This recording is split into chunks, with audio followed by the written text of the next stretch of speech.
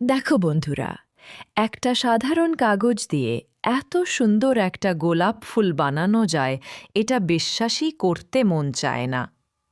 প্রথমে যখন আমি এই ভিডিওটা দেখি ভাবছিলাম আর একটা সাধারণ ক্রাফট ভিডিও হবে, কিন্তু না, যত দেখছি ততই মুগ্ধ হচ্ছি। দেখো তো, মেয়েটা বা ছেলেটা কাগজটা কিভাবে এত নিখুঁতভাবে কেটেছে, একদম গোল শেপে, তারপর ধীরে ধীরে ভাঁজ করে নিচ্ছে। প্রতিটা ভাঁজ যেন গোলাপের পাপড়ির মতো তৈরি হচ্ছে। সত্যি, এক কথায় অপূর্ব।